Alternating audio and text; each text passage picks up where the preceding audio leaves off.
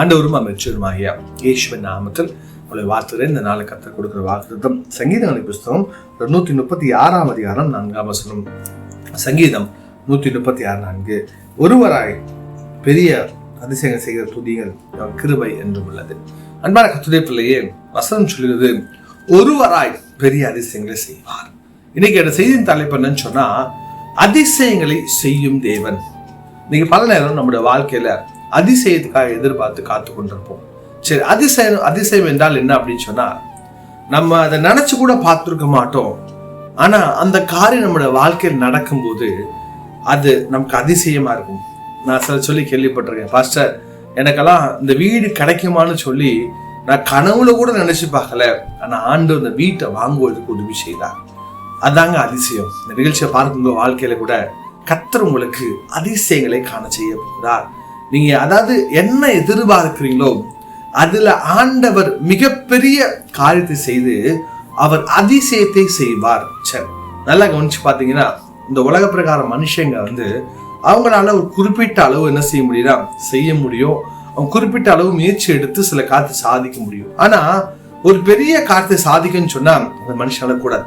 சின்ன எக்ஸாம்பிள் சொல்றேன். ஒரு மனுஷனால தண்ணி மேல் நடக்க முடியுமா? முடியாது. அது ஆண்டவர் மட்டும் தான் செய்ய முடியும். இறந்த மனுஷங்களை உயிரோடு கூட எழுப்ப முடியுமா? மனுஷங்களால செய்ய முடியாது. அது ஆண்டவர் மட்டும் தான் செய்ய முடியும். இதே போலதாங்க நம்முடைய வாழ்க்கையில எந்தெந்த விஷயங்கள் நடக்காம இருக்குதோ, எந்தெந்த விஷயம் முடியாம இருக்குதோ, அதை ஆண்டவர் செய்து அவர் அதிசயத்தை விளங்க பண்ணுவார். இந்த நிகழ்ச்சியை பார்க்கும் உங்க வாழ்க்கையில கூட ஆண்டவர் சொல்றாரு, எந்தெந்த விஷயம் முடியாம இருக்கோ, எந்தெந்த விஷயம் நடக்காம இருக்கோ, அதுல உனக்கு நான் அதிசயங்களை காண செய்ய போகிறேன். சரி, சங்கீதம் 136 இந்த சங்கீத வாசிப்பீங்கன்னா ஆண்டவர் செய்த பெரிய நன்மைகளை நம்ம சொல்லிட்டே போகலாம். ஆனா இன்னைக்கு ஒரே ஒரு காத்த மாத்த சொல்லி நான் உங்களுக்கான ஜெபித்து முடிக்க விரும்புகிறேன். அதனுடைய 11 வாசிப்பதின்னு சொன்னா, அவர் நடுவிலிருந்து இஸ்ரவேலை புறப்பட பண்ண துதிகள் அவர் கிருபை என்று விளைச்சார். நல்லா கவனிச்சு பாத்தீங்கன்னா, அந்த இஸ்ரவேல் ஜனங்களை அந்த பார்வோன் ராஜா விடமாட்டேன்னு அவ்வளவு வலுக்கட்டாயமா என்ன செஞ்சான், ஜனங்களை பிடிச்சு வச்சுதான்.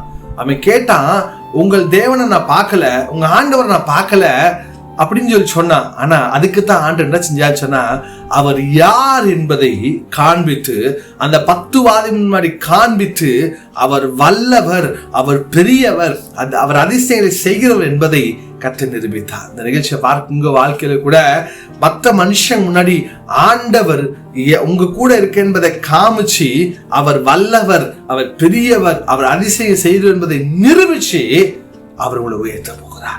இன்னைக்கு சொல்ல வேண்டிய விஷயம் தெரியுமா, என் இயேசுவுக்கு அதிசயங்களை செய்வான்னு சொல்லி பாருங்க, அவர் அதிசயங்களை செய்வாங்க. ஜெபிக்கலாமா? பரிசுத்தமுள்ள பிதாவே, இந்த நிகழ்ச்சி பார்க்க ஒவ்வொரு ஆஸ்வதிங்க. என்னோட வாழ்க்கை அதிசயங்களை செய்கிறேன், அதற்காக நன்றி. ஆண்டவரே, என்னோட வாழ்க்கையில் அதிசயத்தை மகிழ்ச்சியை விட ஜெபிக்க உங்களோட பிள்ளைகளை ஆசீர்வதிங்க. ஆண்டவரே, அதிசயத்தை காண்பீங்க. இயேசுவின் நாமத்தில் பிதாவே.